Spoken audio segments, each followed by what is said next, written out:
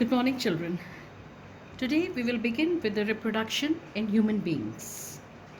Now, children, the species which we call as Homo sapiens, that is human beings, we need to understand that how does the sexual mode of reproduction happens and how does it work. Now, all of us know that our bodies change as we become older. That is, we notice that the height increase as what we were in the early or when we were from the baby stage, we are rising to the adulthood. Our teeth, we lose the milk teeth and the permanent teeth come into existence. Also, in the early teenage years, a whole new set of changes occur that cannot be explained simply as body enlargement. Instead, the appearance of the body changes, proportion changes, new features appear, and so do new sensations. And this is the age which we said as teenage age is the age of the sexual maturation, or we call as the puberty changes. Now, some of these changes are common to both boys and girls.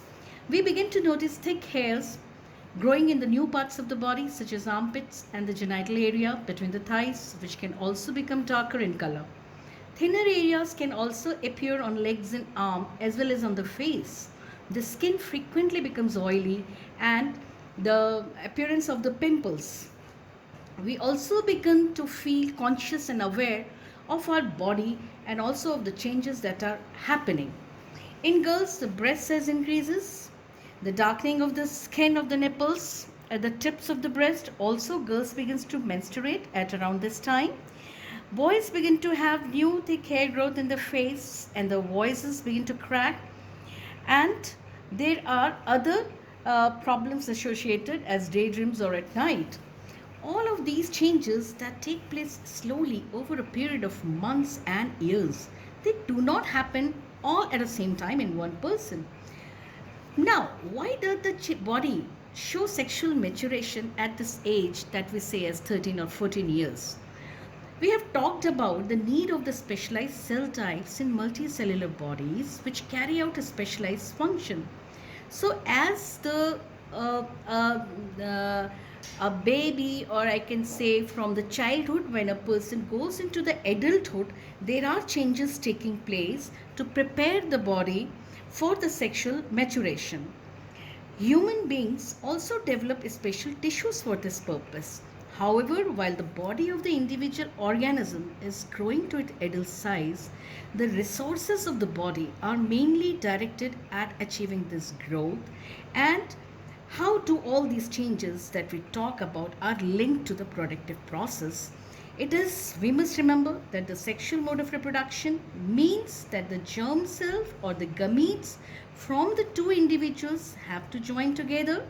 This can happen by external release of the gametes from the bodies of individual as happening in flowering plants, or it can happen by two individuals joining their bodies together during the act and then internal transfer of the germ cells for fusion, which happens in animals. Now, many changes during this puberties as new hair growth patterns are signal that sexual maturation is taking place. Now, I take you to the male reproductive system. Before we move on to the diagram, I would definitely like you to open your NCERT textbook. The diagram will come in the next slide, but you can just refer to that. Now, male reproductive system has got certain organs in it. The organs which are, they are testicles, that is testis. These are a pair of oval shaped organs masked in a pouch called scrotum, and they are responsible for the production of sperms and the male hormone testosterone.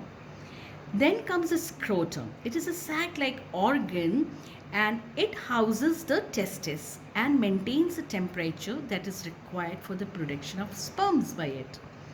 Then is vas deferens. The sperm produced in testis are stored in a tube called epididymis. Here, the sperms get matured and pass to urethra through the muscular tube, which we call as vas deferens. Now, there are a few accessory glands, that is additional glands which help in the sexual process. And these includes 3 glands. They are namely seminal vesicles, prostate gland and a corpus gland. The secretion from the 3 glands mix together to form a fluid called semen. And semen nourishes the sperm which increases the volume and helps in lubrication. And finally, there is a final structure as penis, which is a cylindrical tube. It serves both as reproductive organ as well as the excretory organ. It delivers a sperm into the vagina during sexual intercourse. Now, this is a diagram of the male reproductive system. We can see here in the diagram, as has been said, that this is the scrotum, a sac-like structure which is housing in it the testis, whose main function is to produce the male gamete, that is the sperms.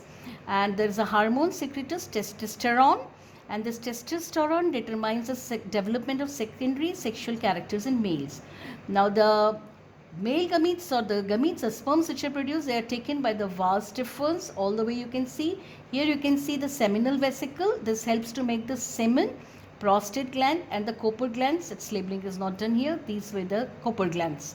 And finally they empty the things into the penis-like structure, which also is a common opening for the urethra, and thus the semen is transferred through penis into the female genital tract. Now I move on to the female reproductive system. Now, female reproductive system is active before, during and after fertilization as well.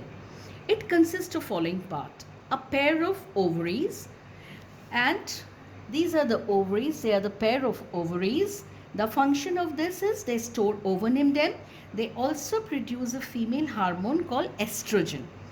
Then the ova which are produced here are then carried by this fallopian tubes or oviducts. We can see the two oviducts or the fallopian tubes. They are the site of fertilization. They connect ovaries with the uterus. The uterus is the site, this V-shaped structure, what you can say is the site, uterus is the site of the development of the embryo, that is a fertilized zygote. The fertilization process occurs in the fallopian tubules, fallopian tubes, and finally the fertilized the zygote, which is the result of the fertilization of male and female gamete, it reaches into the this uterus, and here in the uterus the development of the embryo occurs. Vagina is the part, it is the external part which connects cervix to the external female body part, and it is the route through which during the coitus, during the intercourse, the sperms are transferred here and then they are carried over. Now, female reproductive system has got two functions, that is production of the female gamete, which we'll call as ova, and number two, providing nutrition and protecting the developing embryo. During puberty, eggs in the ovaries start to mature. One of the ovary releases a matured ovum in every 28 to 30 days, and this period is called as ovulation period. Now, this is all about the female reproductive system which I have spoken. Something more to add upon this: the process of the fusion of a sperm with egg to produce zygote is called fertilization, and fertilization is a very crucial stage of reproduction in human beings. The fertilized egg is called zygote, and zygote then starts its dividing and redividing into many cells, and this develops into the embryo. Embryo moves into the uterus and get attached to its wall, and this process is referred as implantation, and implanted embryo eventually develops into the fetus. Now, there is, how does the fetus attaches itself to the wall of the body of the mother? That is the organ which we call as a placenta. Now, placenta is that organ that develops in uterus during pregnancy. This structure provides oxygen and nutrients to the growing baby and remove waste products from the baby's blood into the mother's blood. The placenta attaches to the wall of the uterus, and the baby's umbilical cord arises from it.